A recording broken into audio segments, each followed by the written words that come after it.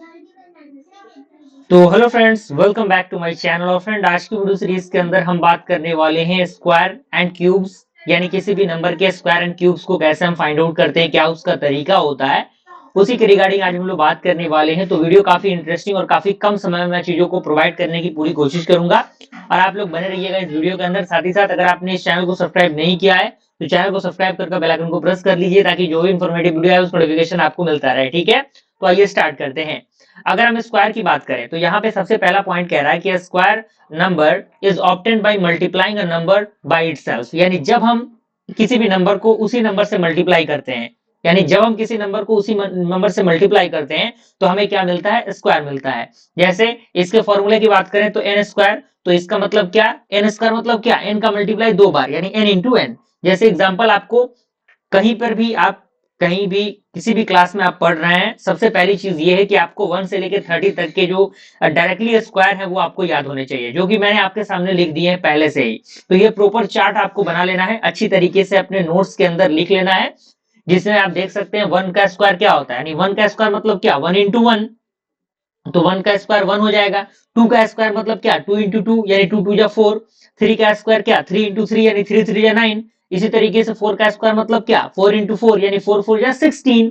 इसी तरीके से 5 का स्क्वायर मतलब क्या, 5 इंटू 5 यानी 5 5 ये कितना होता है, 25। इसी तरीके से 6 का स्क्वायर कितना होगा, 36। 7 का स्क्वायर 49। 8 का स्क्वायर 64। 9 का 81। 10 का 100। 11 का 121। 12 का 144। 13 का 169। 14 का 196। 15 का 225। 16 का 256। 17 का 289। 30 18 का 380 24। 19 का आपका 361। 20 का 400। 21 का 441। 22 का आपका 484। 23 का 529। 24 का 576। 25 का 625। 26 का 676।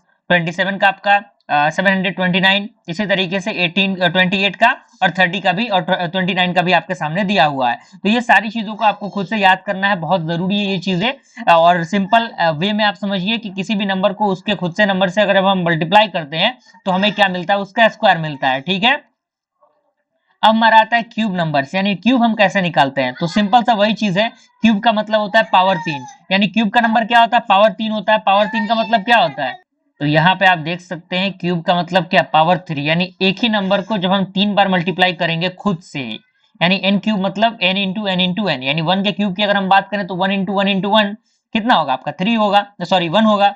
अगर 2 के क्यूब की बात करें, 2 इंटू 2 इंटू 2 यानी 2 2 जा 4, और 4 में फिर 2 से हम मल्टीप्लाई करेंगे तो 8 हो जाएगा। इसी तरीके से 1 से लेके 30 तक के जो क्यूब है मैंने आपके सामने लिख दिए हैं। आपको टू द पॉइंट ये सारी चीजें याद होनी चाहिए, डायरेक्टली आपको पता होना चाहिए कि किस तरीके से हम लोग क्यूब को लिखते हैं। ठीक है ना, और सिंपल क्यूब का मतलब क्या, जो भी नंबर का क्यूब निकालना है उसको 3 बार मल्टीप्लाई कर देना है और उसको लिख देना है। ठीक है, simple as it is. Okay, I hope clear हुआ होगा।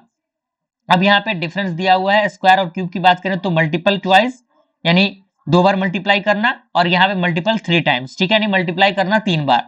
इसका एन स्क्वायर होता है, इसका एन क्यूब होता है। एरिया कंसेप्ट के अंदर स्क्वायर का यूज होता है और वॉल्यूम कंसेप्ट के अंदर क्यूब का यूज होता है। ठीक है, तो ये आपको समझ में आ गया होगा, स्क्वायर एंड क्यूब आपको याद हो गया होगा, अभी तक आपने सही तरीके से नोट्स को बना लिया होगा आई होप।